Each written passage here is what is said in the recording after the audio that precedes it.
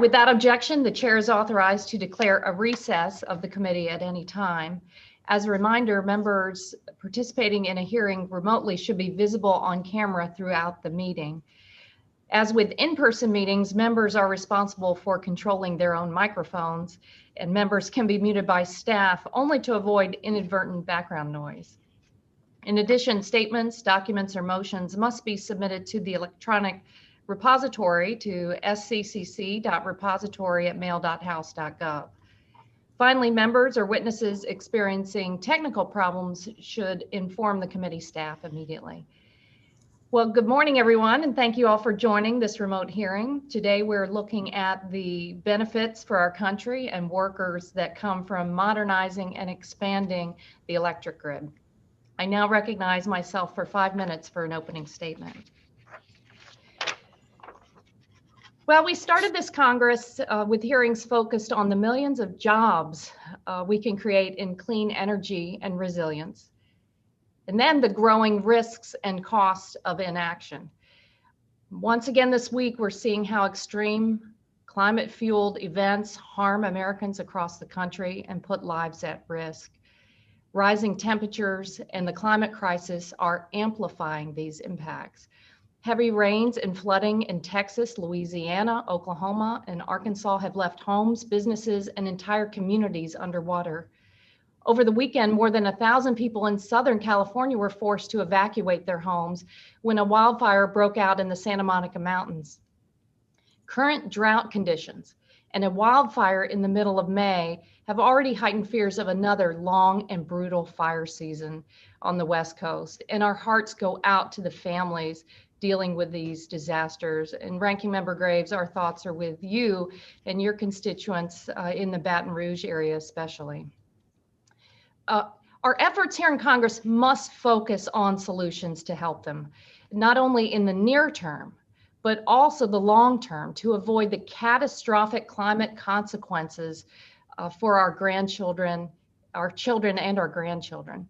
One of those important solutions is to modernize and expand the electric grid, making it stronger and more resilient. Wildfires out west and cold snaps in the south have left Americans in the dark and in danger just in the last 4 months. And climate-fueled disasters continue to hit our energy infrastructure, which is already in need of major repairs. Nationwide, the American Society of Civil Engineers gives American energy infrastructure a C- rating. We don't want a C-, we're America. This is America, we can do better than that. And when we do, hopefully together, we will create a lot of jobs and mend our supply chains through Buy American. Building a modern grid can increase our energy capabilities and improve efficiency across America, all while ensuring greater reliability. The energy catastrophe in Texas demonstrated the need for safeguarding the nation's disconnected grids with better backup and interconnections. We have many innovations at the ready. We just need to deploy them. This also will create good paying jobs that will help jumpstart the economy. According to a recent report from Americans for a Clean Energy Grid, there are already almost 24 shovel-ready projects that will reduce connection, improve reliability, and put over 1 million Americans to work. Another report by the American Council on Renewable Energy shows that an investment tax credit for priority high voltage transmission lines would lead to about 650,000 new jobs. Both reports show that investing in our grid will create jobs. That's why renewing and modernizing the grid is the centerpiece of President Biden's American Jobs Plan. By passing the president's infrastructure plan, we can put thousands, hundreds of thousands of people to work, laying thousands of miles of transmission lines that will connect entire regions across America. It's a historic investment and a once in a generation opportunity to invest in America so we come back stronger. We already have the innovative technologies needed to increase the efficiency, capacity, and flexibility of our electric grid. And the experts here today will help explain how. We know we need to act quickly. As we expand clean energy, we'll also reduce pollution and lower electricity bills. And we'll build new transmission lines so that every city, town, and county can access America's affordable and abundant wind and solar energy. We must set ambitious goals via a clean energy and an energy efficiency standard. Many states are way ahead of us on this, and we need to catch up. Cleaning up the power sector will also help us reduce carbon pollution from the transportation, building, and industrial sectors. Many automakers have already announced their commitment to electric vehicles, and I loved watching President Biden this week take a drive in the new Ford F-150 in Michigan, where he previewed the new electric pickup truck and renewed his commitment to the nationwide charging network. This is how we solve the climate crisis, by unleashing American innovation and building the cars of tomorrow in America. Today's witnesses will give us important insights on the road ahead of us as we double down on clean energy in a way that prioritizes workers and environmental justice. I look forward to our conversation. At this time, I'll recognize Ranking Member Garrett Graves for a 5-minute opening statement. Thank you, Madam Chair, and I do appreciate your recognition of some of the extraordinary challenges our folks are going through back at home. We recently had a storm this week where we got about 12 inches of rain in about 8 hours. In fact, I think there was 1 hour of time where we received about 4 inches of rain. So pretty incredible. I think my quick math was within about 8 to 12 hours, our folks at home received as much rain as the average American does, and 40% of the average rainfall in a year's time for the average American. So pretty incredible. But in any case, I want to thank you for having this hearing. And Madam Chair, as you know, every once in a while we don't agree. But in this case, in terms of updating our grid, I think this is an area where we absolutely share the same objectives. We've seen blackouts and brownouts all across the United States, and part of that is attributable to some of the grid issues. We also, I believe, have cyber vulnerabilities to much of our grid that needs to be addressed as we work to update the grid system. And so I want to reiterate that I think that we share that objective. As a matter of fact, in Ms. Sanford's testimony, she makes reference to a Princeton study that concludes that our grid capacity in terms of high voltage transmission is going to need to triple between now and approximately 2050. Let me say that again. The capacity of high voltage transmission in our grid, according to Princeton analysis, indicates that it's going to have to triple in capacity between now and 2050. And so that is very different than the status quo. Madam Chair, this administration has talked a lot about infrastructure. And once again, I share their concern for infrastructure. I think like roads, bridges, flood protection. I think that our ports, waterways, and airports are all federal obligations, federal responsibilities. They're part of the core infrastructure that the federal government has an obligation to work on. But my large concern with what this administration is trying to do is that putting an extraordinary amount of taxpayer dollars into a system that is incapable of delivering only results in more bad outcomes. And let me clarify what I'm talking about there. You've heard, for example, that the average road project now takes 7 years just to get through an environmental review. I have no desire, and I'm confident no one on this committee has any desire to go trash the environment. But if we have, I believe, tripled the amount of time it takes to do an environmental review from when this law was first passed, we've got to take a fresh look at that. And let me say it again, not to shortcut our review of the environmental impacts, but to make sure that we're staying focused on the core objectives of that law, making sure that that we're truly focused on the best environmental outcomes, but also staying focused on the project outcomes, the project objectives, because the worst kind of project in the world is a project that never gets finished. Madam Chair, as you know, I've spent from my teenage life on involved in infrastructure.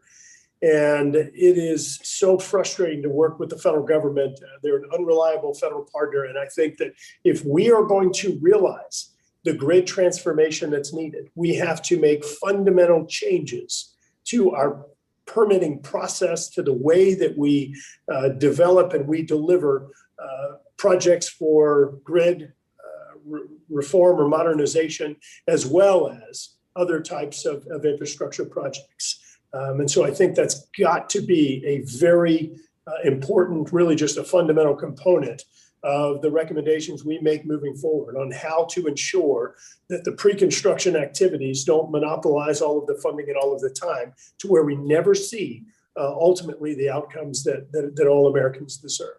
Lastly, Madam Chair, I want to make reference to my strong concerns about, I think, some of the confusing energy policies that we're seeing pushed right now by this administration.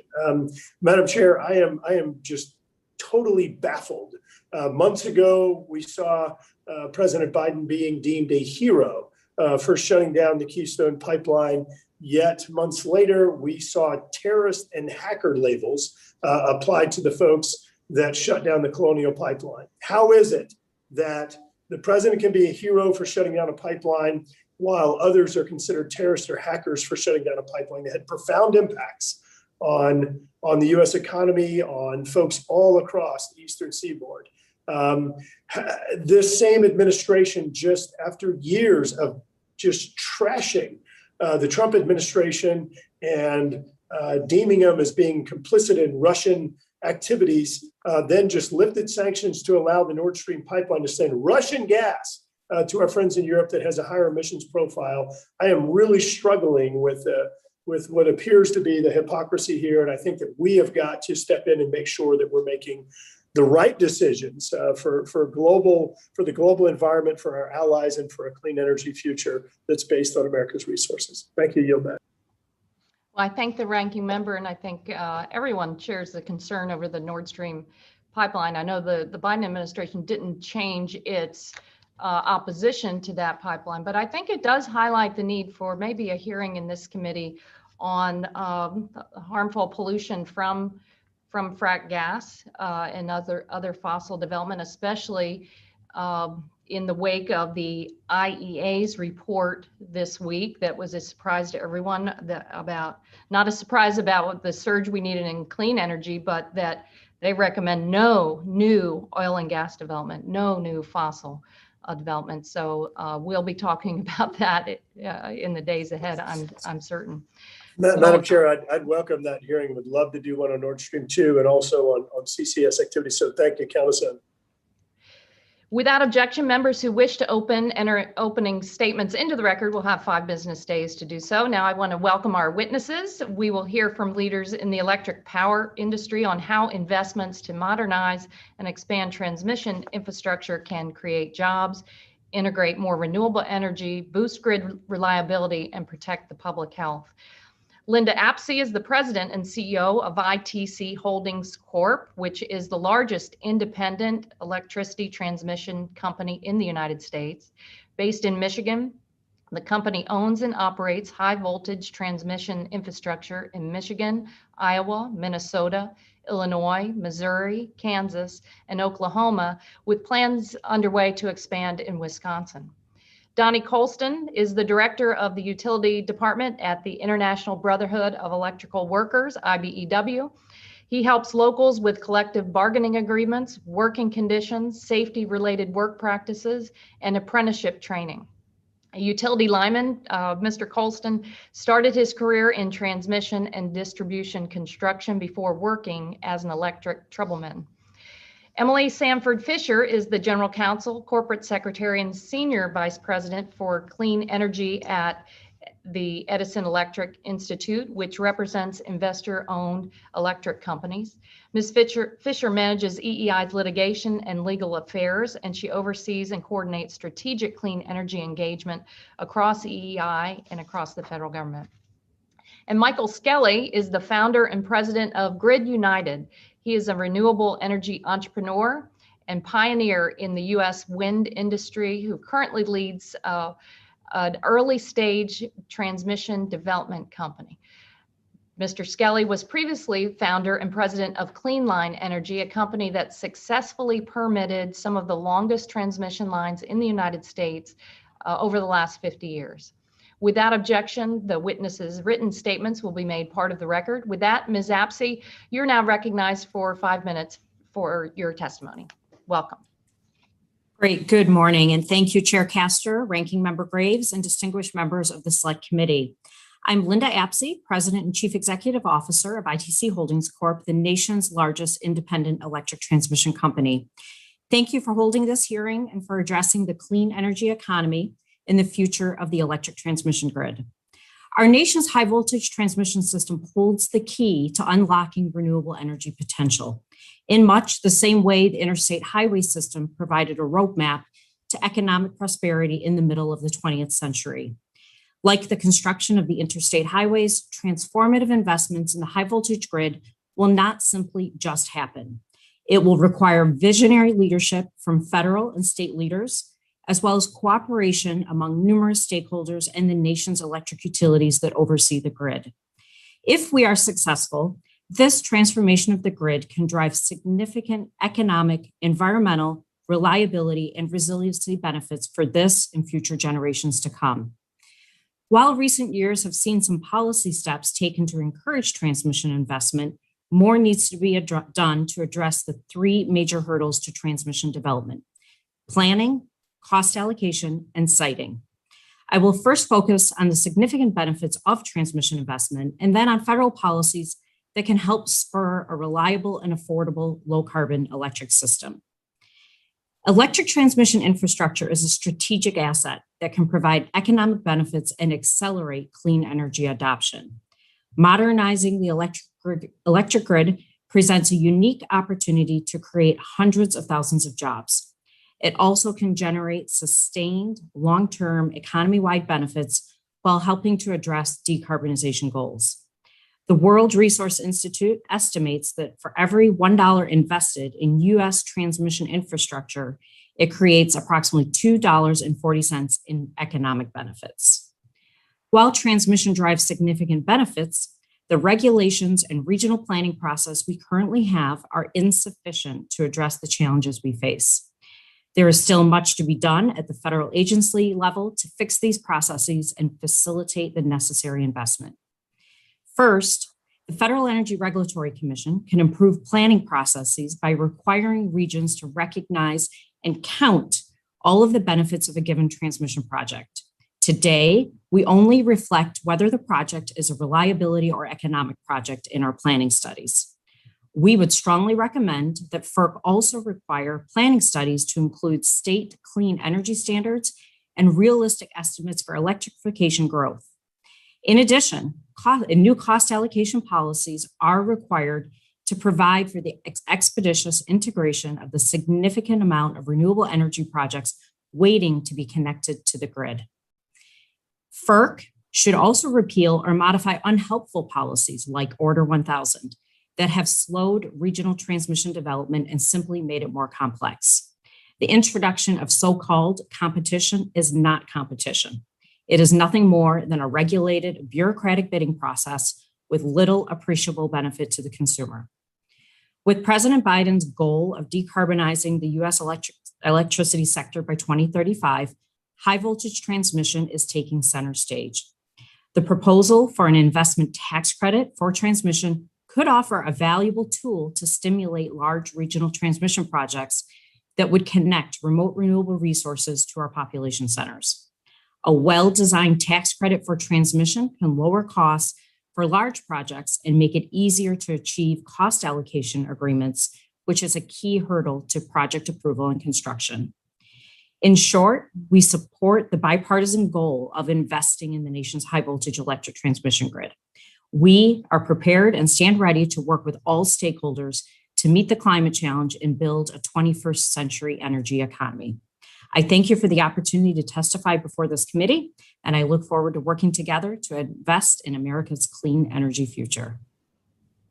Thank you, Ms. Apsey. Next, Mr. Colston, you are recognized for 5 minutes. Thank you, Chair Castor, Ranking Member Graves, and the members of the Select Committee. My name is Donnie Colston. I am the Director of the International Brotherhood of Electrical Workers Utility Department. On behalf of our President, Lonnie Stevenson, Thank you for inviting me to testify on this importance of modernizing and expanding the electric grid. The IBEW is the largest energy union in the United States with 775,000 active members and with roughly 400,000 workers employed in generation, transmission, distribution, and construction. It is said the North American electrical grid is the largest machine ever built by human hands. The interconnecting web of power plants, end users, and everything in between fuels the $22 trillion U.S. economy. However, our current electric distribution system, which is primarily built in the 1960s and 70s and functions on a regional or localized basis, needs significant replacements and upgrades now and in the coming years to maintain and enhance system performance to deliver new, cleaner sources of power generation from its source to customers. The need to modernize and expand the electric grid has become even more pressing due to climate change and the need to reduce greenhouse emissions. Any effort to markedly increase clean and renewable generation onto the electric grid will require a significant increase in the development of new transmission lines. At the IBEW, we see the need to modernize and expand the electric grid as a major work opportunity for our members. Reports released this year by Americans for a Clean Energy Grid and American Council on Renewable Energy found that building out electric transmission to deliver new renewable and clean generation and increase grid reliability would create between 240,000 to 600,000 direct jobs. The IBEW firmly believes our linemen are the best trained and most experienced workers to fill this anticipated need. To provide one example, the IBEW is working with Avangrid to build the New England Clean Energy Connect. The NECEC is a $950 million investment that will deliver 1,200 megawatts of renewable hydropower from Canada to the New England energy grid. Once built, the project will employ around 600 IBEW members and create an additional 800 indirect jobs during the construction phase. As a strong supporter of expanding and modernizing the electric grid, the IBEW supports policies that will enhance grid reliability and bring cleaner power generation to consumers and provide steady work for our members. Siting and permitting are two of the biggest barriers to transmission construction. The IBEW in general is supportive of policy changes that will improve the permitting process and ensure project applications are finalized in a reasonable, expeditious manner. IBEW members are interested in blue-collar, quality jobs, jobs that provide family-supporting wages with good benefits. The IBEW supports policies that would ensure federally funded construction and infrastructure projects meet the highest labor standards. Policies that include Davis-Bacon Act and prevailing wage requirements and Buy America standards for key materials and products. Additionally, these labor standards need to extend to all forms of federal support, including tax credits, such as the investment tax credit or the production tax credit. The IBEW would also include tax credits to be paired, as called for the American Jobs Plan, with a fair choice to join a union and bargain collectively. With the federal government taking the decision-making lead, market predictability will improve, as will the IBEW's ability to plan for training the next generation of construction linemen. It takes 3 years to train a journeyman lineman to perform transmission line construction and maintenance, and we anticipate the need for at least 50,000 new power linemen over the next 10 years. While projects are held up, we are losing valuable training time.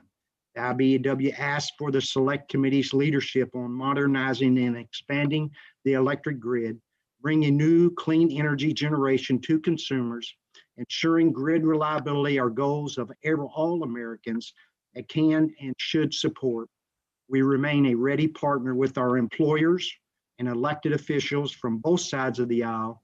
Thank you for the opportunity to participate in today's hearing. I am happy to answer any questions you may have. Thank you very much. Ms. Fisher, you are recognized for 5 minutes for your testimony. Good morning, Chair Castor, Ranking Member Graves, and members of the Select Committee. My name is Emily Fisher, and I am here today on behalf of the Edison Electric Institute. Thank you for the opportunity to speak about modernizing and expanding the energy grid. I am honored to be here with my fellow witnesses. EEI is the association that represents all U.S. investor-owned electric companies. Our members provide electricity for more than 220 Americans and operate in all 50 states and the District of Columbia. Collectively, the electric power industry supports more than 7 million jobs in communities across the country. Our members deliver the safe, reliable, affordable, and clean energy that powers our economy and enhances the lives of all Americans. EEI member companies are leading a clean energy transformation. Carbon emissions from the U.S. electric power sector are at their lowest level in more than 40 years, and we're 40% below 2005 levels as of year-end 2020. At the same time, 40% of the electricity that serves customers now comes from clean, carbon-free resources, including nuclear energy, hydropower, wind, and solar energy. Our members are united in their commitment to get the energy they provide as clean as they can, as fast as they can, without compromising the reliability and affordability that our customers value. To this end, EEI's members will continue to reduce their emissions in future years, with more than 24 members committing to reach zero or net zero carbon emissions by 2050 or faster. This cleaner electricity will play a key role in reducing emissions economy-wide, particularly in the transportation, industrial, and building sectors through increased electrification. Electric transmission infrastructure is the backbone of the nation's energy grid and will be critical in facilitating the continued transition to clean energy. Our industry is the nation's most capital intensive, and since 2010, EEI's members have invested more than $1 trillion to build smarter energy infrastructure and to integrate more clean energy into the grid affordably, reducing both emissions and costs. The transmission system also helps optimize the energy grid's performance, reducing congestion, enabling the deployment of new technologies, and enhancing reliability and resiliency.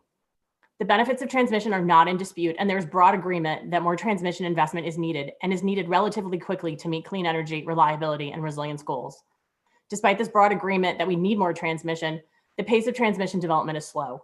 Transmission projects typically take 7 to 10 years to plan, site, permit, construct, and energize, yet we have many examples of projects that have taken more than a decade from conception to completion, and just as many examples of those proposed projects that were abandoned because progress was too slow and too costly.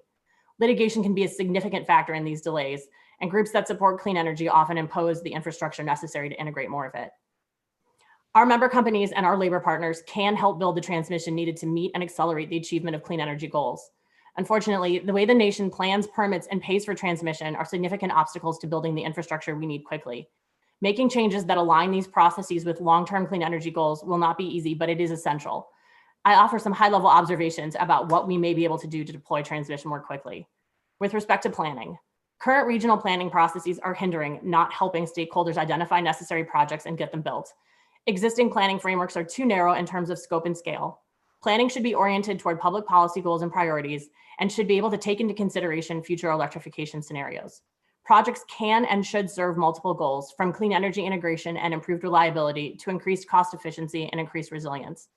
It is also essential that frameworks focus on getting all stakeholders, including states and state economic regulators, on the same page with respect to goals and benefits as early as possible to ensure that proposed projects can move forward quickly once identified, both with respect to permitting and cost allocation. With respect to permitting, in order to build large-scale transmission, a host of state and federal approvals are needed. For example, critical clean energy infrastructure frequently requires federal permits that trigger environmental reviews under the National Environmental Policy Act. These can take a really long time to complete and can be the focus of even more protracted litigation. EEI supports a NEPA process that is clear, transparent, and as efficient as possible while meeting all environmental requirements. Perhaps one of the most contentious issues is how to pay for necessary new transmission infrastructure. Current processes focus on assigning costs to those customers who benefit immediately and directly from the investment. This does not take into consideration the broader benefits of transmission for all customers. To remove a critical obstacle to increased investment, it may be necessary to broaden the scope of benefits and beneficiaries considered, particularly as the transmission system, the generation resource mix, and policy goals change and are expected to change over time. As noted, getting all stakeholders on the same page with respect to the need for and the benefits of proposed transmission will be essential. There are other ways to address the cost of transmission. Grants and other cost-sharing mechanisms to help pay for measures that will harden the energy grid and make it more resilient in the face of wildfires, hurricanes, and other natural disasters can help reduce cost pressures on customers, particularly when many of our customers are still recovering from the economic impacts of the pandemic. Increased transmission investment is essential to meeting our nation's and our industry's clean energy goals. Our members are committed to investing in the energy grid and continuing to make it smarter, cleaner, stronger, more dynamic, and more secure. We look forward to working with this committee and Congress to help achieve these goals. Thank you again for this opportunity, and I look forward to any questions you may have. Thank you very much. Mr. Skelly, you are recognized for 5 minutes. Welcome. Thank you.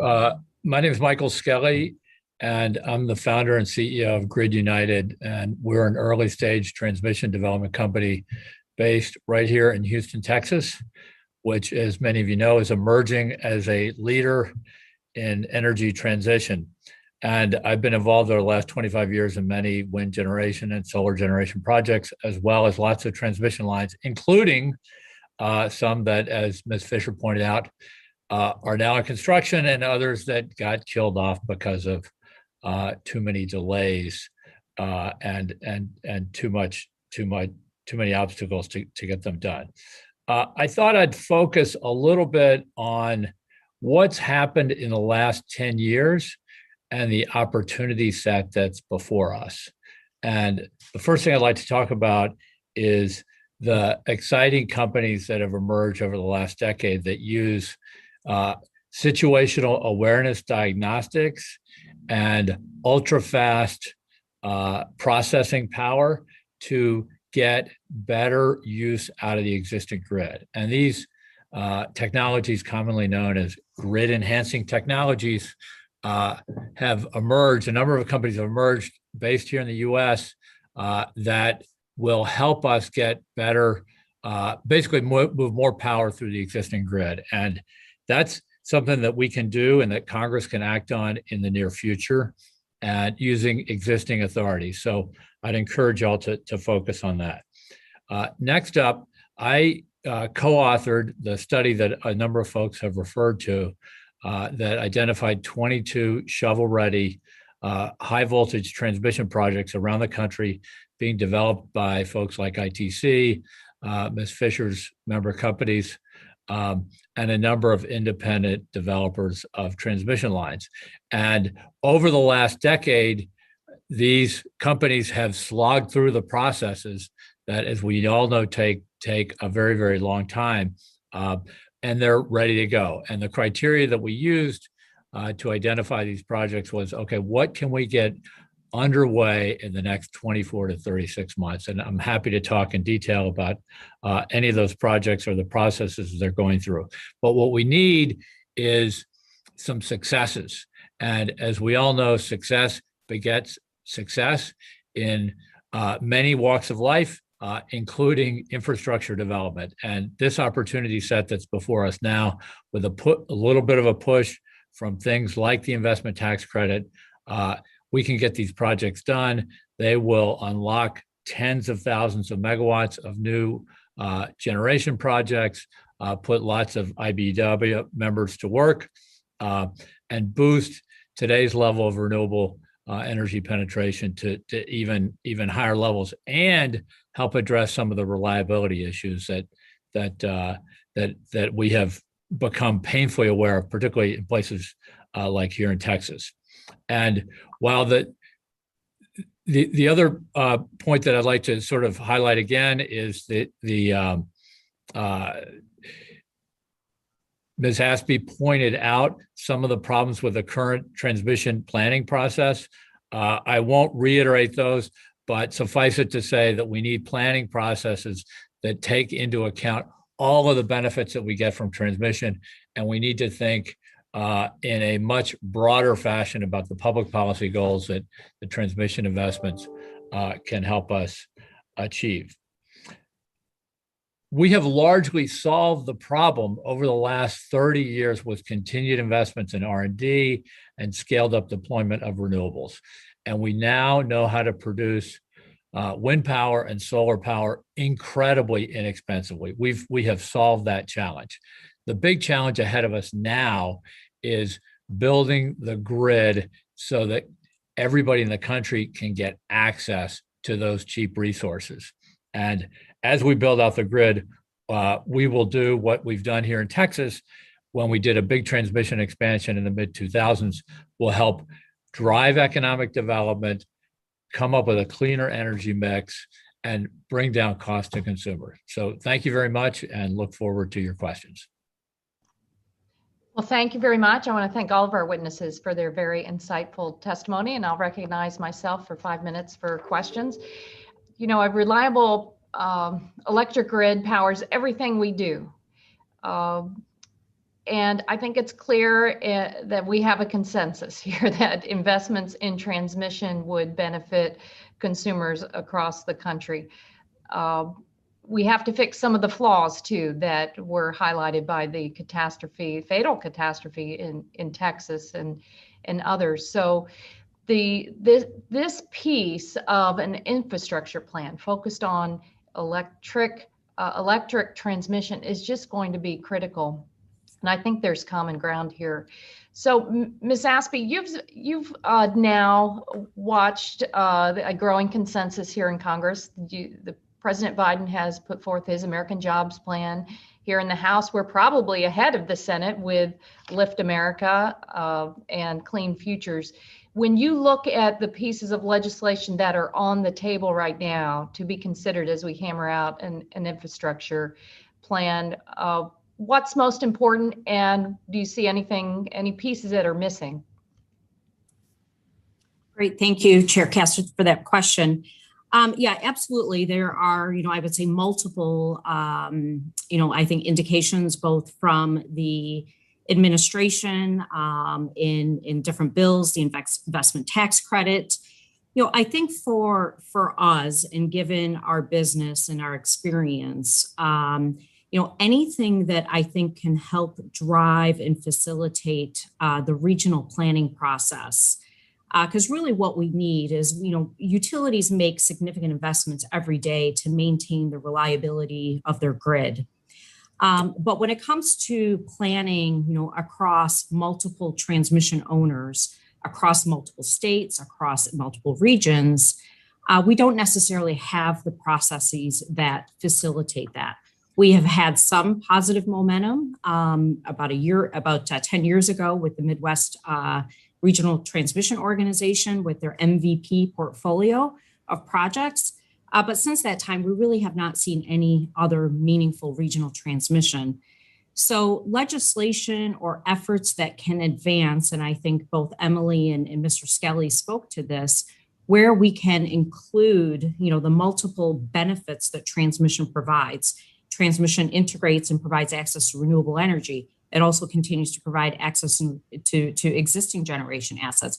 It provides resiliency, it provides reliability, it provides economic benefits. And all of these benefits have to be included as we do our studies. And if we can do that, what will occur is that the benefits will speak for themselves. And that then we can move forward to actually realize these transmission projects rather than them being stuck in sort of what I would call the planning do loop of the scenarios and the assumptions. And so there are specific provisions that do advance regional planning, and we would strongly suggest that we continue to put our shoulder behind those. I think the investment tax credit is an important tool in our toolbox to continue to realize meaningful investment in regional and interregional transmission infrastructure. Thank you.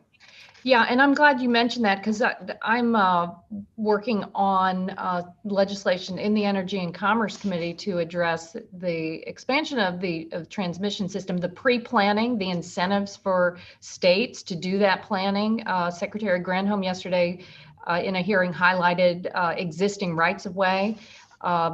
So we've got to get down to brass tacks now on those details. So Ms. Fisher, I know you care about this, and you're all the utilities do as well. One of the key pieces to moving to clean energy and expanded grid is going to be a clean energy standard and an energy efficiency standard.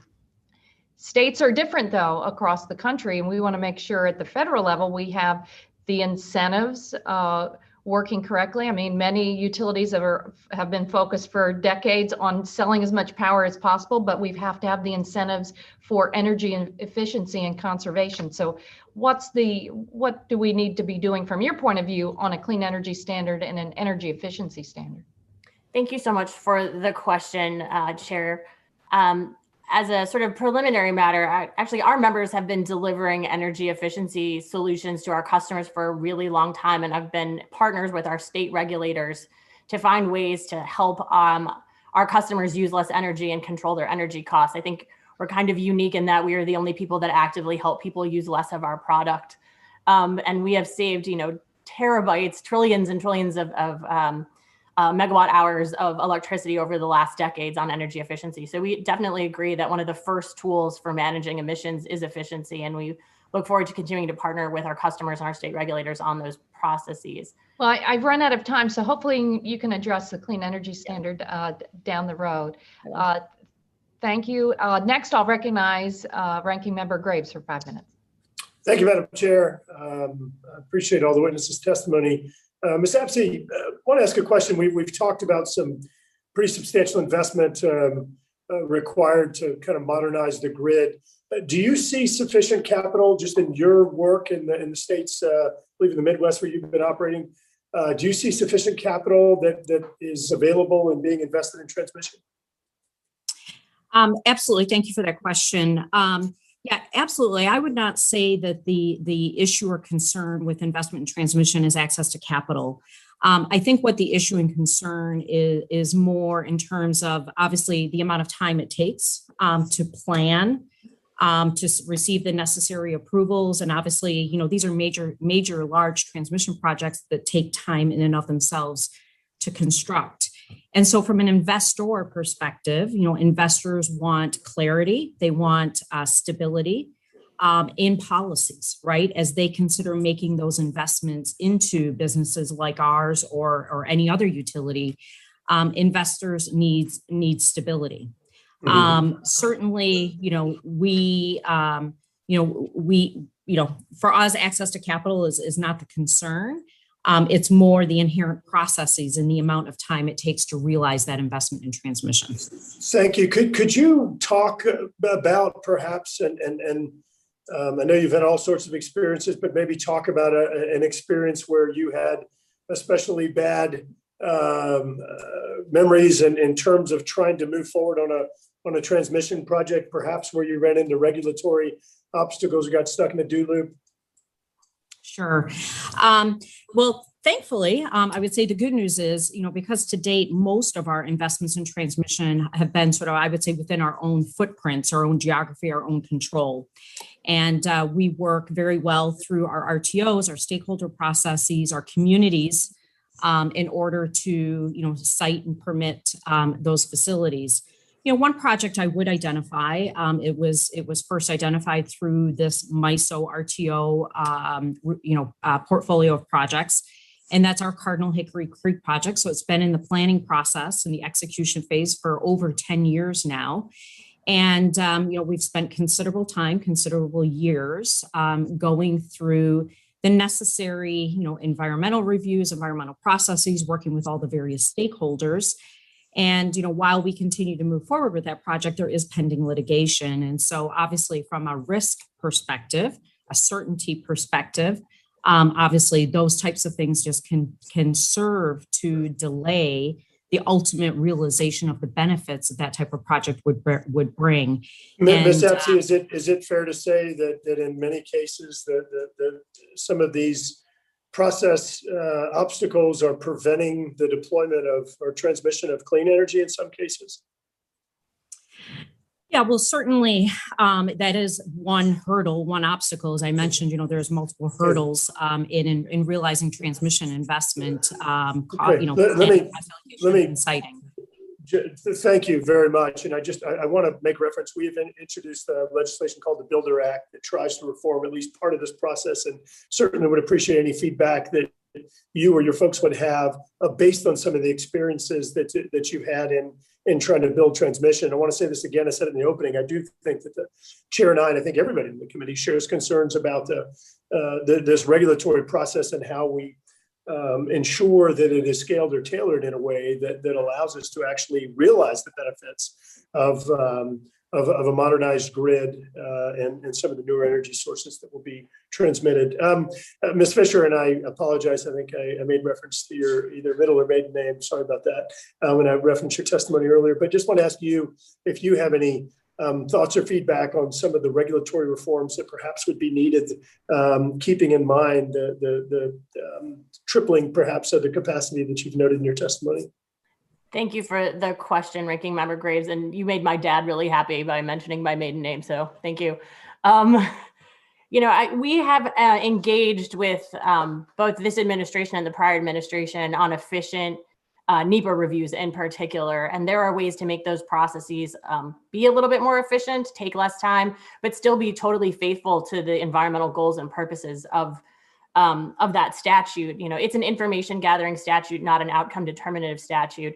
And there are some basic process improvements that I included in my testimony, my written testimony. But for example, one of the things that we think would be truly important is being able to use the same record of decision that one agency developed if another agency also has a permitting authority.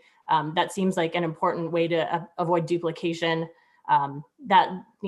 We also think that the project proponents, like Ms. Apsey, should have a role in being able to provide relevant information to the agency that's conducting the review. They're closest to the projects and they have the most information.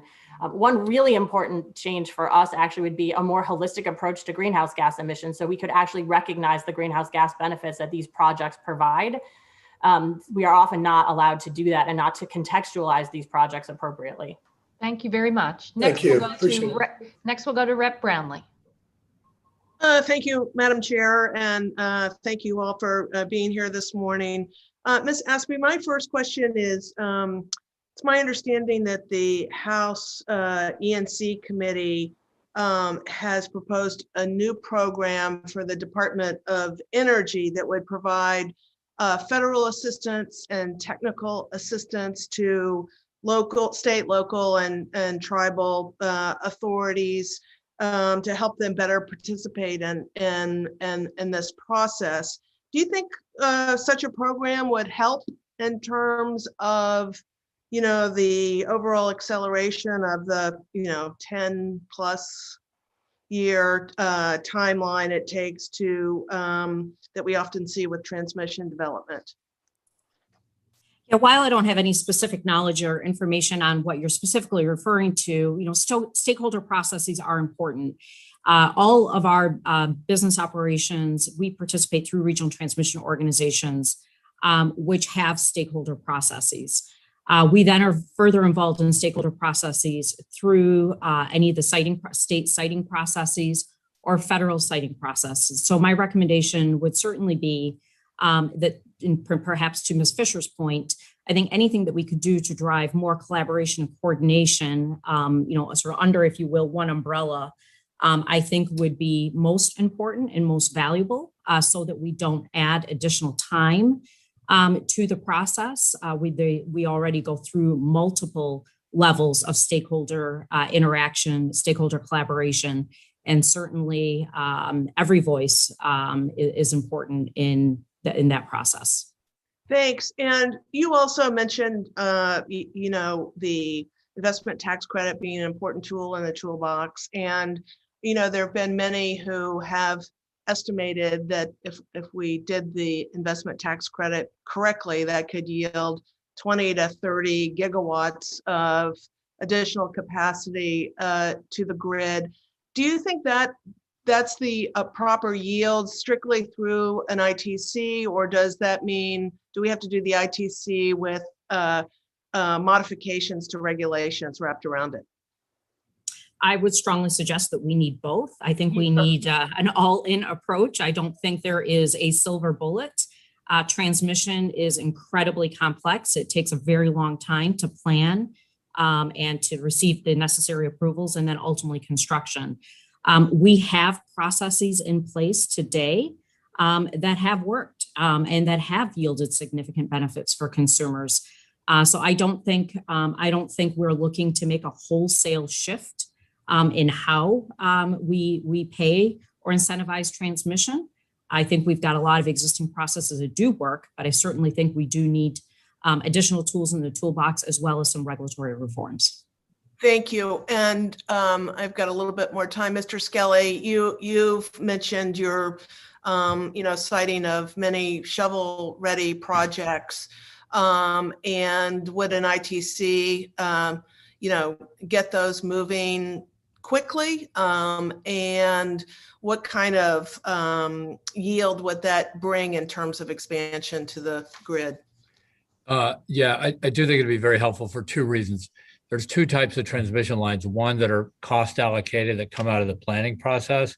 And because our current processes don't take into account growth and things like electrification and don't take into account carbon emissions, that failure to account for them means that they don't make it through the planning hurdles, okay? An ITC, by bringing down the cost, would get more projects through the planning process and we get more built. On merchant lines, i.e. developed by independent developers, you basically get paid to move power. But you also provide reliability and ancillary services benefits to the grid, which you often don't get paid for as an independent. And an ITC, while an imperfect mechanism, okay, provides some sort of rough justice and helps get these merchant projects done, and in a sort of roundabout way compensates them for the benefits that they provide to the grid. And, I don't have much time, so I will yield back, Madam Chair. Thank you, Rep. Brownlee. Rep. Palmer, you are recognized for 5 minutes. Thank you, Madam Chairman. First of all, I want to address the issue of the cost of this and the reliability of it. There was an audit of the German electrical grid. They've done away with coal and nuclear, and they've tried to go to renewables. And this audit found that residential electricity prices in Germany are 43% higher than the average for the other EU countries, and their electricity prices were already high. According to the report, it caused chaos for producers and consumers and threatened the German economy. So I find it interesting that my colleagues across the aisle keep saying that this is going to be cheaper than the way we produce electricity right now. So, Mr. Skelly, because I know we're talking about a complete replacement of the grid, but even that will still require a consistent baseload. How do you expect to achieve that without some backup? Okay, so we have a few big advantages over the Germans. We have much better wind and much better solar resources. And because of that, that makes our costs dramatically lower. In terms of reliability, one thing that we know about network systems is network systems, and we saw this with Colonial Pipeline last week. If we'd had a whole network of pipes, okay, we wouldn't have relied on just one pipe. So when you build a network system, you always get better reliability. And what we're talking about Mr. Skelly, here, from an engineering perspective, unlike natural gas, which you can increase the output almost immediately, you can't do that with wind and solar. It requires substantial battery storage. And just MIT reports that just getting to 12 hours storage will cost $2.5 trillion. And I assume that you're counting on the taxpayers to pay for that. The fact that Germany is in the position it's in with its electric grid may help explain why they're so desperate to cut this deal with Germany. In regard to permitting, I think that's a huge issue for us. On the current permitting regime right now, you can't even get the paperwork done in the time frame that my Democrat colleagues think that the planet has left. But if we expedite the permitting, would each of you be okay with building transmission lines across wetlands and rivers and sensitive habitat, which holds up so much of our infrastructure construction right now. Would you be fine with that, Ms. Apsey? It's a yes or no. It's a yes or no. Well, certainly, yes, anything to expedite, but certainly there are considerations that obviously we want to be sure that we don't find ourselves in litigation that would further extend the timeline. Leads me to the next question is for Mr. Fisher. You, in your testimony, talked about litigation being a significant factor in infrastructure projects. Could you see how these issues that we've been dealing with for years will continue to persist in the permitting process? If you could be very brief, I'd appreciate it. I think some clear direction on permitting might help resolve some ongoing litigation challenges. Okay, there's a couple other things I want to point out about this having a consistent network. One is that it will require inverters. Going back to what I was trying to explain about the fact that you can't just ramp up your power load with renewables immediately.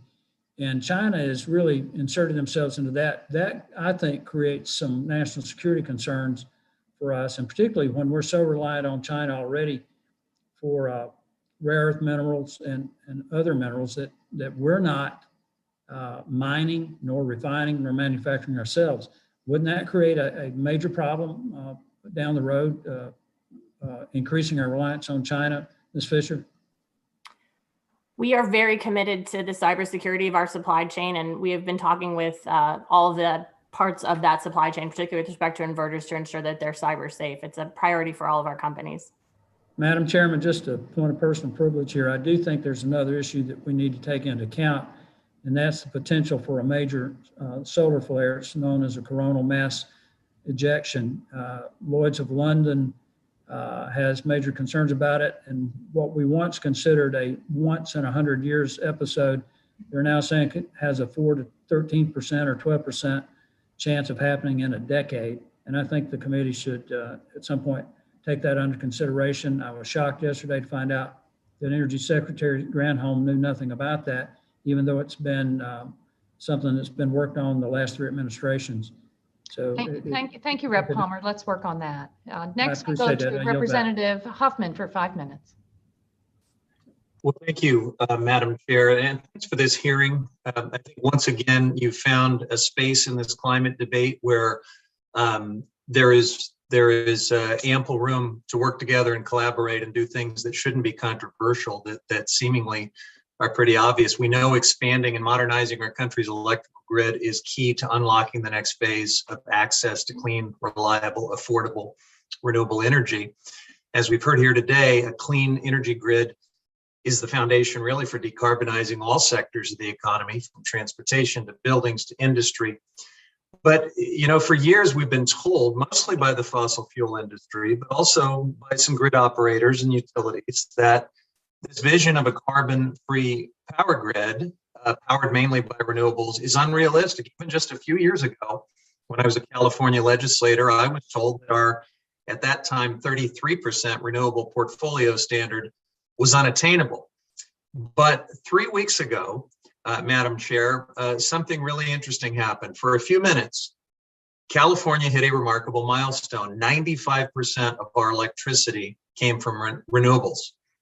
We have been bringing solar, wind, and storage online faster than anyone previously predicted. And suddenly, the conversation is not about if we can hit our 100% clean energy goal, but whether we can do it faster than 2035. And it brings to mind this principle of the Overton window, the point at which things that are thought to be impossible suddenly become inevitable. And no matter how much the opponents of clean energy try to pull that Overton window back to the previous century's thinking, there is nothing like seeing the 5th largest economy in the world powered almost entirely by renewables, or an all-electric F-150 that blows away the internal combustion version of that iconic truck, to prove that the times are changing. And our job should be to make sure that change comes in time to save the planet. So, Mr. Skelly, would you speak to this question of what is possible when it comes to incorporation of renewable sources of energy onto the grid. How can we achieve this 100% clean energy goal? Is it doable? Well, first off, I put in my deposit for an electric F-150 last night, so very excited about those as well. And second, I share your fascination with this topic on like how much renewable energy can we put on the grid. And I've been doing this stuff for like 25 years. And when we started out, the grid operators said, "Oh, wow, if we go over 5%, like we don't know how we're going to keep the lights on here. This is crazy what you guys are talking about," even with a small project. And what we found is that everybody is more capable at figuring this out a lot more quickly than we ever imagined. So the grid operators have figured it out. The meteorologies have gotten better. The technology's gotten better. And we've all just sort of learned, and that's how we've gotten to 90%. I mean, here in Texas, we regularly go over 50% renewables. And if somebody had told me that was going to happen 20 years ago, I would, and I was like an industry advocate. I was saying, well, like, no way, that's never going to happen. You're out of your mind. But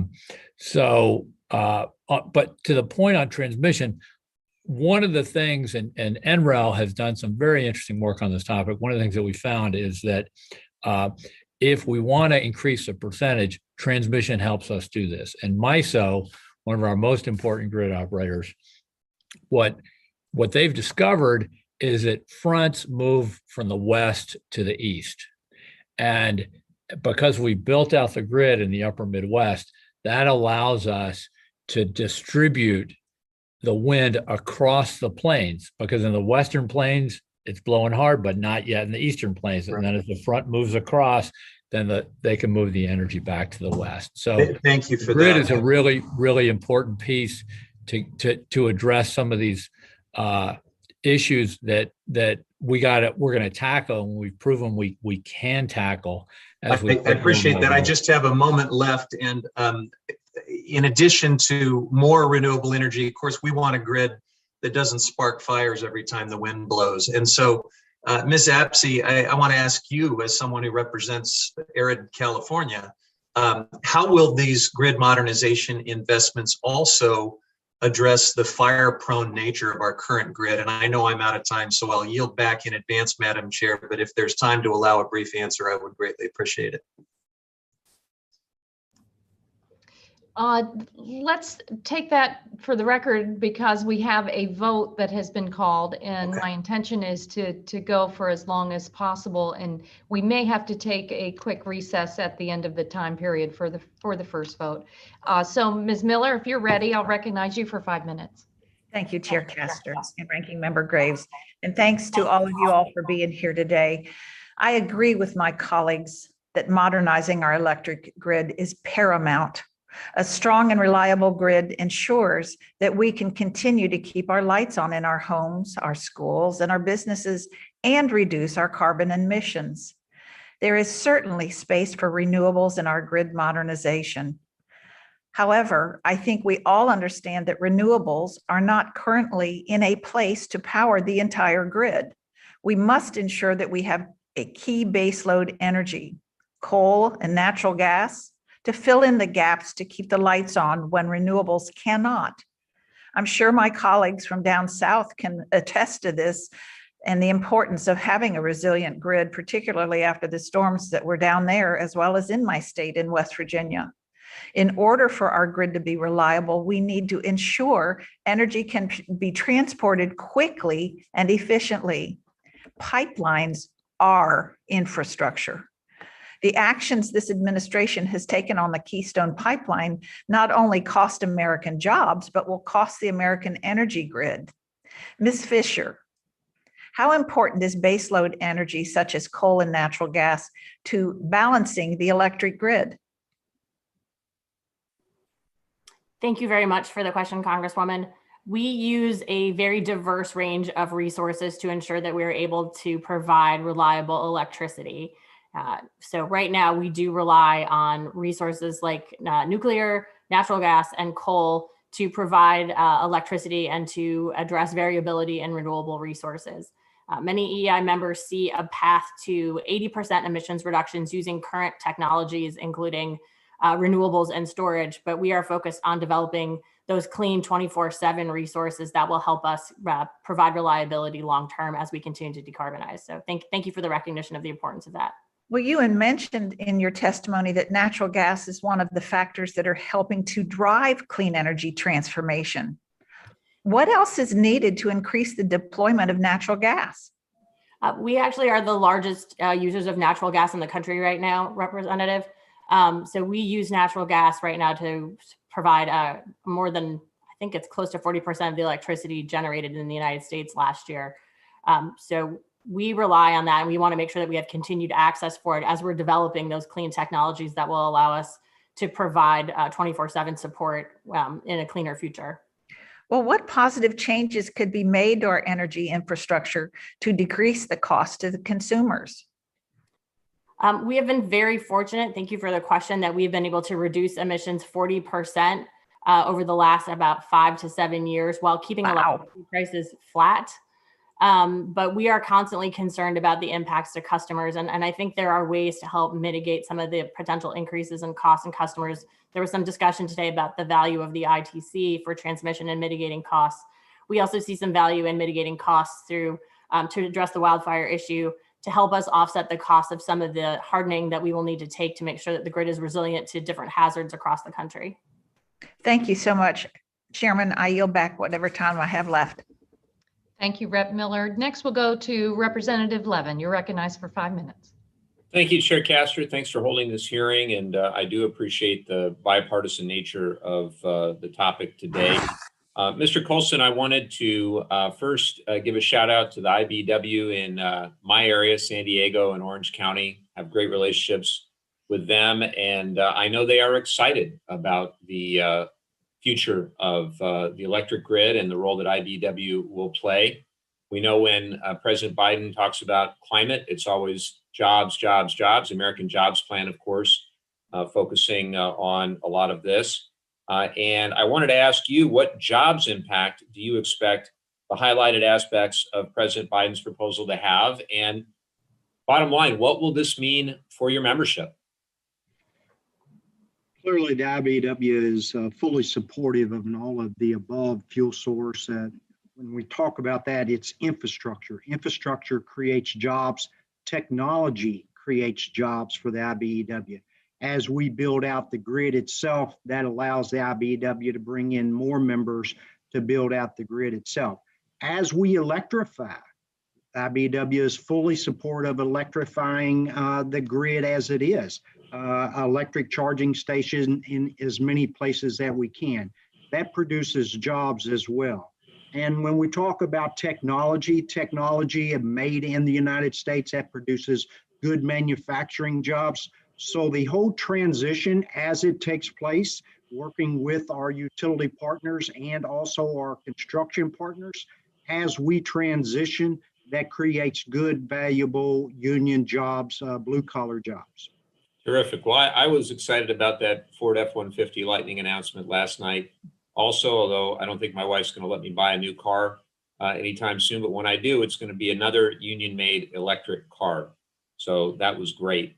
I wanted to turn to planning for the siting of renewable energy projects. I've heard some about this, and particularly on our public lands. I've been supportive of what they call smart from the start, where we designate development zones that are best for certain renewables so that they don't conflict with other land uses. And I know that the Interior Department is engaged in this type of planning for transmission as well.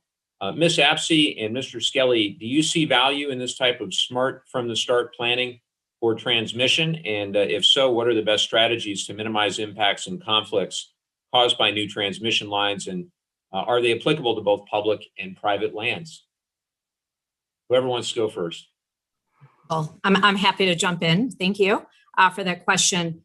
Yeah, absolutely. Look, I mean, I think if we look at Michigan, established about approximately 10 years ago, they took an approach through legislation that established identifying the areas in the state that had the highest wind potential.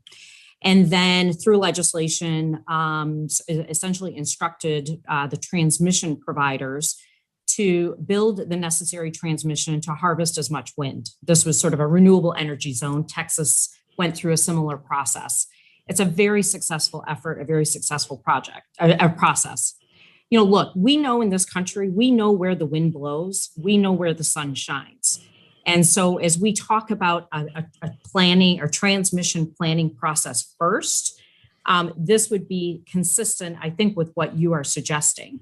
And that is right now what we do is we build transmission to interconnect everywhere a generator may site, whether it's optimal or suboptimal.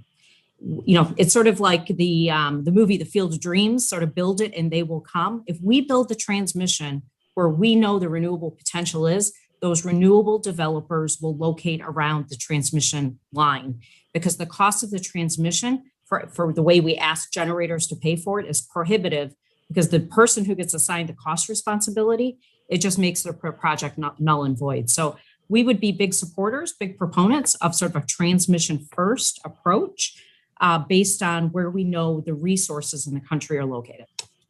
Mr. Skelly, with the time I have left, you know, I, along with many of my colleagues, think that modernizing, expanding the electric grid ought to be a bipartisan subject where we find common ground. And I was just curious what your view is as an entrepreneur who lives in Houston, Texas on that.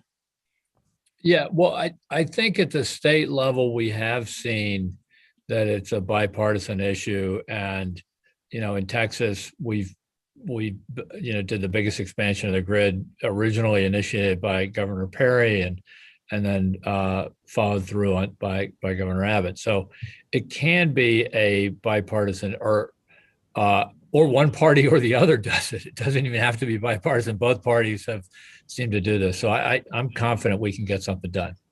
I am too, Mr. Skelly. Let's work together. Let's find common ground. Let's get it done. Chair Castro, I'll yield back. Thank you. Thank you, Rep. Levin. Next, we'll go to Representative Armstrong. You're recognized for 5 minutes. Thank you. I'm just reading the LA Times, and I think it's great that we get somewhere to this point, but the LA Times was 94.5% figure was fleeting, lasting just 4 seconds, and was specific to the state's main power grid, which covered 4/5 of California, but doesn't include Los Angeles, Sacramento, and 7 other regions. So I think it's great. I think it's partial. But I just, you know, we're talking about these federal right-of-ways, and I think that's a great idea. And as we're having an honest conversation about building out this infrastructure, it's essential to expanding and modernizing the grid. We have to continue to talk about permitting. And I've brought this up in multiple hearings because it's at the core of many of the policy changes being talked about by both Democrats and Republicans. And at the federal level, we already have the Federal Permitting Improvement Steering Council that oversees the federal permitting process and resolves conflicts. Unfortunately, the council's authorization sunsets in the coming years. Last Congress, I introduced a bill with Senator Portman and several Democratic senators to eliminate and expand the process. I mean, and the reality is many of these energy projects, traditional energy projects are renewable projects, will never come to fruition unless we maintain a neutral permitting structure that is dependable, timely, and reasonable. And we know this, as we continue to deploy this, we're going to have to talk about the existing rights of way, but I'm sorry. But we know we'll need more land to distribute this generation. So Ms. Fisher, how do we improve the permitting process to allow more rights of way? Because as things stand, we just simply don't have enough land available for distributed generation. Well, I think that you've identified, thank you for the question. I think you've identified coordination among different permitting authorities is really important, and extending that authority so that council can continue to operate would be useful. You know, federal and state permitting processes need to work together well. States do have a lot of control over what is cited in them, and we believe bringing in state partners early into the discussion is really important. But, you know, it is looking at efficient ways to get multi-use out of pieces of land. I will note that it is not incompatible with public lands to run transmission through it, and that transmission often comes with really large conservation easements that preserve and protect land.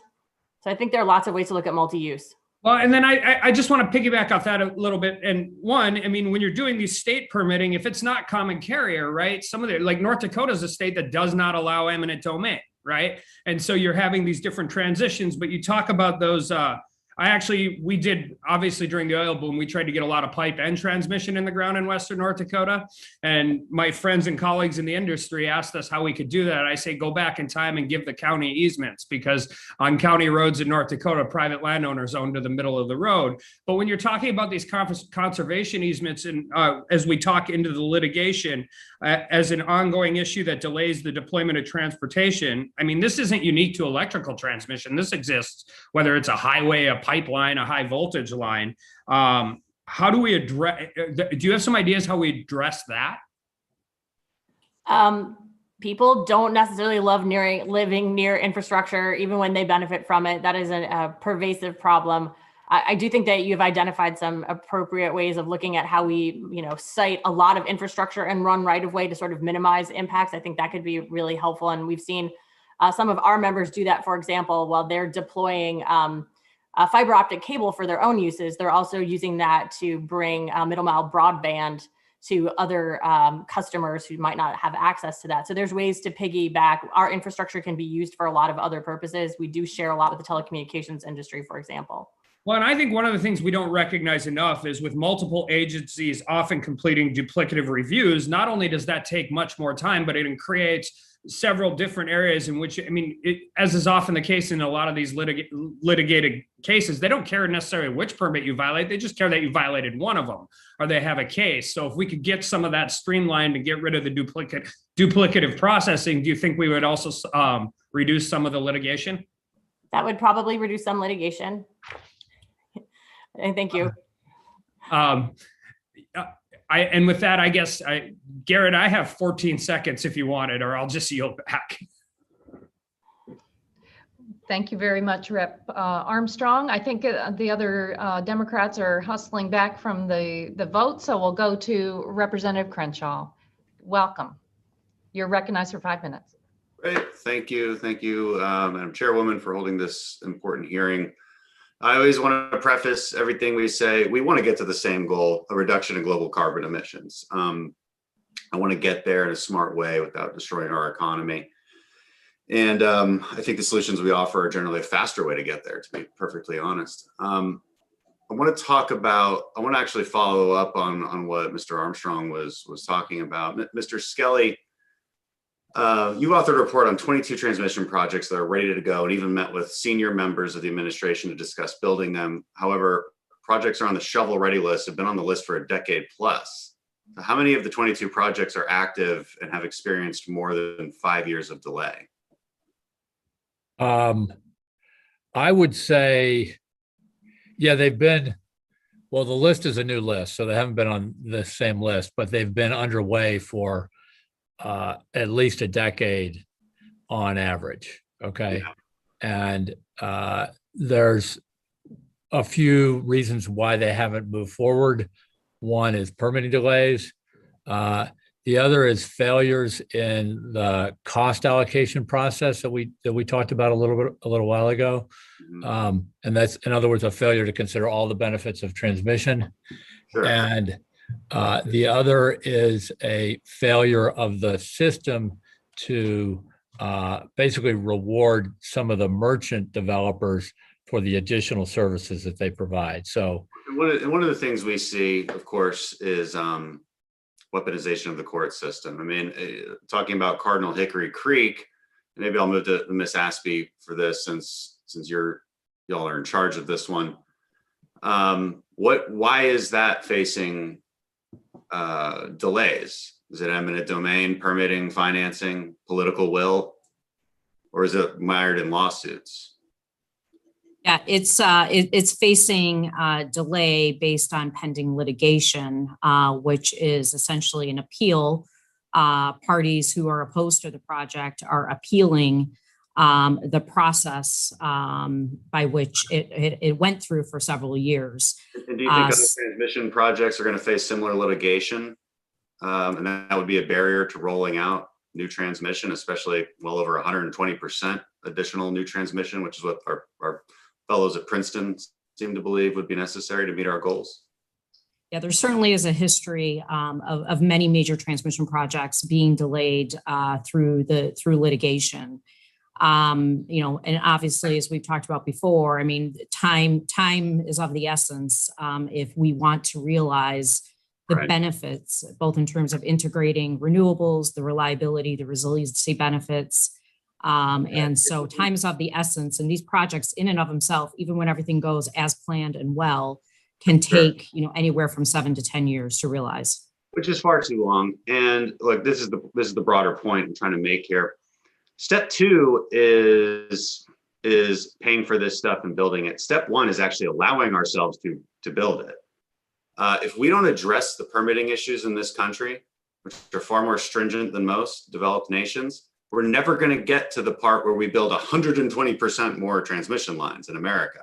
We're never going to get to that point. There's no point in allocating around $3 trillion to do this if it's just going to be weaponized by the courts and weaponized by environmental groups. I would ask my colleagues on the other side of the aisle to consider this. Your clean energy goals are directly in conflict with the environmental groups as well, because they're the ones who sue and settle. The law has to be changed. There's a lot of examples of this.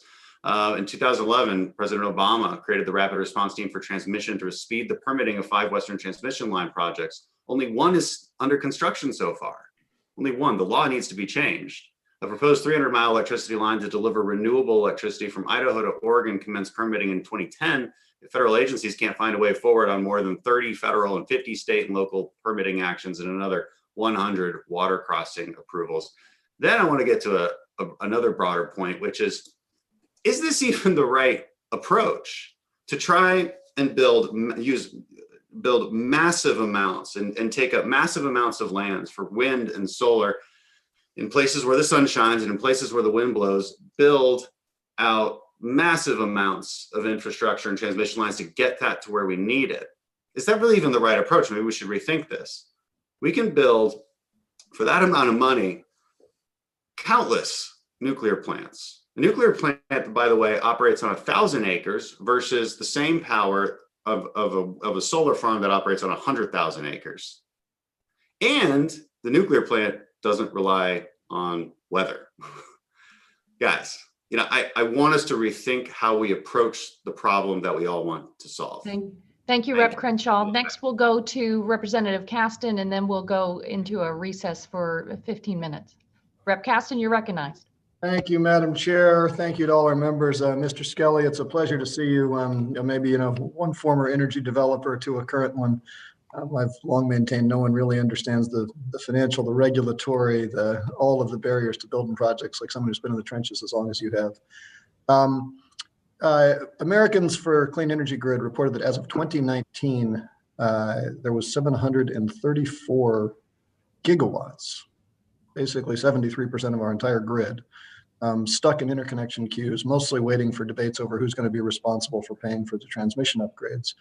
Meantime, in Illinois, where I live, the Sue Green project, that is a HVDC, no generation associated with it, would bring cheap renewable energy from Iowa into Chicago markets, ease congestion, is hung up in generator interconnection queues.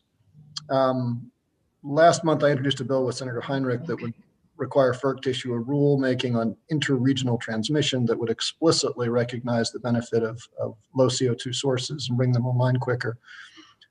But what I wonder, Mr. Skelly, is if that's enough. We've got this problem that I don't think any of you have addressed, but I want to give you the chance to talk about it, given some of your history. We got a real problem in ISO RTO governance. The governance structures of those organizations is often dictated by members who they may have the best of intentions, but as you know well, they've got a vested economic interest, sometimes in maintaining congestion and high prices in their region, which is precisely the problem that these projects we're talking about would alleviate. Can you just speak a little bit from your experience about some of the issues with ISO RTO governance? And if you were king tomorrow, do you have any easy fixes that would still recognize their critical need and recognize the expertise of their members, but get rid of some of those conflicts of interest?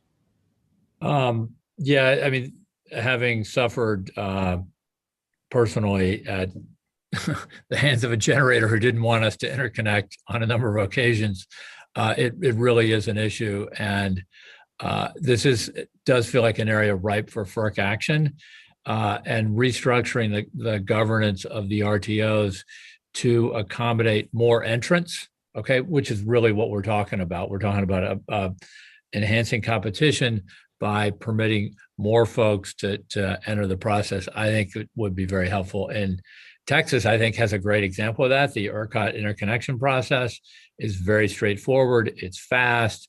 You get quick results. You're then in the energy market, and you're kind of on your own whether or not you're going to make money. But it's a process that has proven gets a lot of generation online quickly. I'd love for you to comment on this, Ms. Fisher. I mean, a lot of the people who are in those governance decisions are your members. Would you agree with the issue as I've framed it, and to the extent that you can, what do you think it would take to get some of your members to really advocate for the changes necessary to essentially do something that may be, against their short-term economic interests? Thank you very much for the question, Representative. I might not fully agree that people enjoy keeping congestion functioning for the purpose of increasing prices, but I think everyone agrees that ISO RTO governance hinders progress and makes it difficult for people to make decisions within those structures quickly and in a time frame that's consistent with the problems we're trying to solve. I think everyone's concerned about generator interconnection queues and how long they are and how potentially inefficient those processes are. And I look forward to FERC working with the governance of those entities to figure out how to move things through that queue more quickly, how to allocate costs for generators who are trying to interconnect more quickly. I don't think anyone thinks that those processes are as efficient as they need to be, despite the literally sometimes thousands and thousands of people who participate in them. Okay, well, I'm getting near the end of my time, but I'd welcome any of your thoughts on legislatively. I think it's very easy for us all in this body to punt to FERC. But since what are we waiting 20 years on some of these things? I take your comments that Ms. Apsey that Order 1000 wasn't perfect, but the core is the same issue, right? That there's just these conflicts of interest between groups, especially when we get to interregional connections. I guess I would just remind everybody, including my friend Mr. Crenshaw, that it's comparatively really easy to permit gas pipelines in this country. We have made it chronically difficult to permit transmission, and a big part of that is the governance structure. A big part of that is the failure to have a single point of control on these projects. And welcome all of your thoughts on what we might do legislatively to move that a little bit faster than the snail's pace that's moved in the last 30 years. Thank you, and I yield back. Thank you, Rep. Caston. So we will reconvene the committee immediately after the second vote. So we stand in recess until that time.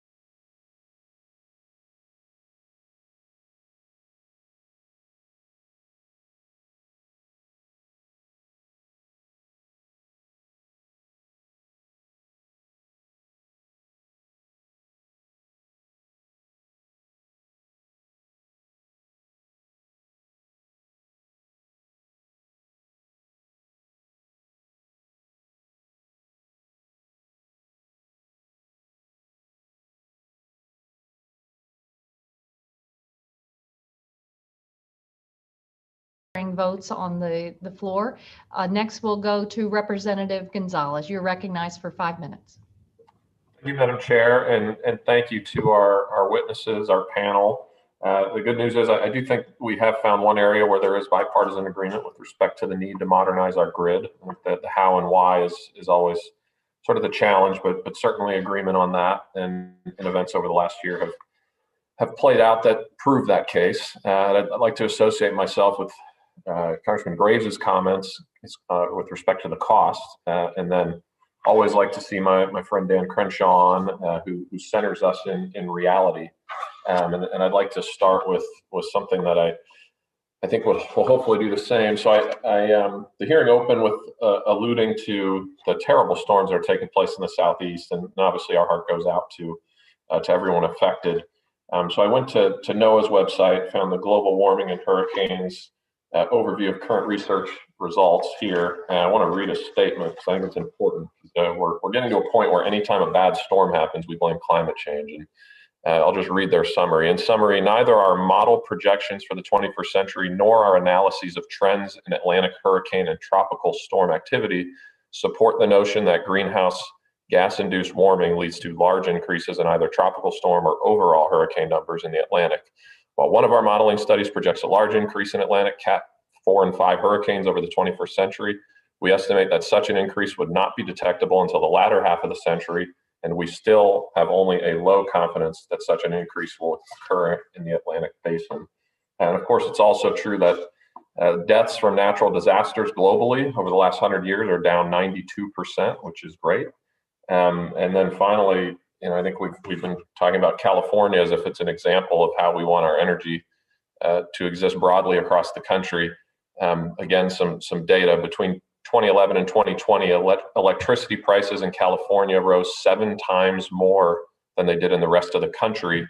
And at the same time, carbon emissions rose 4.1% in California, even as they declined 3.5% in the average over the remaining 49 states. So not something I want for Ohio. I think we need to be smart about how we move forward, focus on the things we agree on, but also fund the basic research that's necessary to invent our way out of what is certainly a challenge with respect to climate change and making sure that we do it in a smart way that's affordable and lasting. So I want to start with Ms. Fisher. As I'm sure you're well aware, Congress is currently debating and negotiating an infrastructure package that largely hinges on the question, how do you pay for it? If we're going to modernize and decarbonize the grid, we're going to have to attract more private capital. I think that's obvious. What sort of policies should we be pursuing to make these energy investments more attractive to private investors, in your estimation? Thank you very much for the question. My member companies are terrific at raising capital. As I mentioned before, we are the most capital intensive industry in the United States. And over the last 10 years, we've spent $1 trillion on grid modernization and related efforts. So what usually industry says remains true here. Some regulatory certainty and some clear direction usually helps us attract capital and deploy it efficiently. Great. And then Mr. Skelly, in your testimony, you stated that if there were greater federal investment, we'd be able to carry out 22 high voltage transmission projects and increase solar and wind generation by 50%. Can you explain the impact that this would have on energy use? Because there is an important distinction between production and use. And obviously, while the sun and wind are good energy sources, we still don't have reliable and widely usable ways to store the energy for days, weeks, or months. So how would this project solve that storage challenge, which I think is also a unique challenge? So with electricity, because consumption and production are instantaneous, storage, as you point out, is important. And there are some interesting advances. I'm on the board of a company called Form Energy, and we're working hard at multi-day storage and making good progress. The other way to think about it is if with transmission, you can move energy around the country, and that actually can reduce some of the need for storage, because as we all know, the wind and sunshine are variable across the country, and moving energy in time, as you point out, is important, but also moving it in space can be just or even more helpful in doing so. But also carries a substantial cost, right? If we're going to take Arizona sunshine and push it to, call it Oklahoma, that's going to require some challenges. I see I'm out of time. Sorry for that, but with that, I yield back. Thank you. Thank you. Representative Bonamici, you are recognized for 5 minutes. Thank you so much, Chair Castor and Ranking Member Graves, and thank you to our witnesses. We know addressing the climate crisis and also strengthening investments in our electric grid will create millions of good paying, high quality jobs. And that can help especially displaced workers recover from the economic collapse that's been caused by the COVID-19 pandemic. Last fall, I had a great visit with some apprentices out at the IBEW Local 48 in Portland. They have a partnership out there with NECA, the National Electrical Contractors Association. IBEW's electrical apprenticeship program demonstrates how our transition to a clean energy economy can provide this extraordinary opportunity to provide good paying jobs. And the problem is also an excellent example of why we need to protect and strengthen our registered apprenticeship system. And I'm glad the House passed an update of the apprenticeship bill, the first one since the 30s. So I am one of the leaders on the Education and Labor Committee, so I know we also have an obligation to address historical failures and make sure that federal clean energy investments uphold labor standards like Buy American, Davis-Bacon prevailing wage, use of community benefit agreements, project labor agreements. They all make a difference. So Mr. Colston, in your testimony, you noted that IBEW anticipates the need for at least 50,000 new linemen over the next 10 years. So how can Congress better support IBEW's efforts in both training the next generation, but also getting more the workers that we need to help accelerate our clean energy transition? For the IBEW itself, we have more than 300 training centers throughout the United States. In almost all communities, we have a training center there. We partner with our partner utilities on training those linemen. We also partner with our contractors on training those linemen. And when the work is there, that allows us to take in additional IBEW apprentices.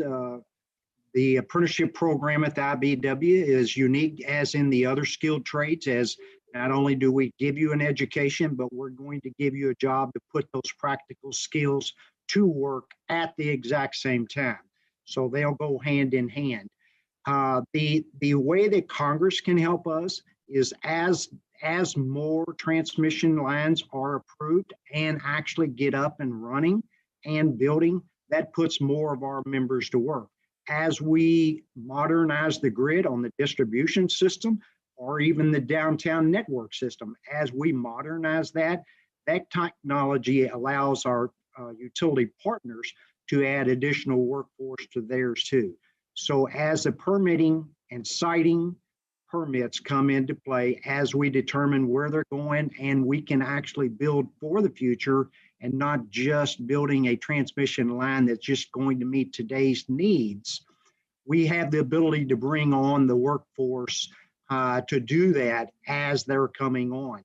That's right, Mr. Colston. I don't want to cut you off, but you mentioned siting, and I want to get in another question.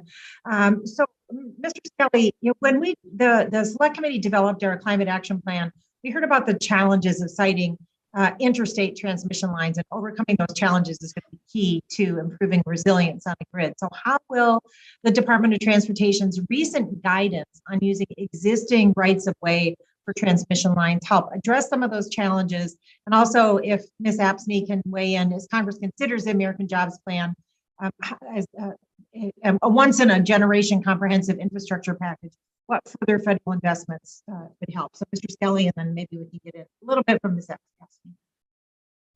Yeah, so I would say that on using existing rights of way, this is fairly common practice.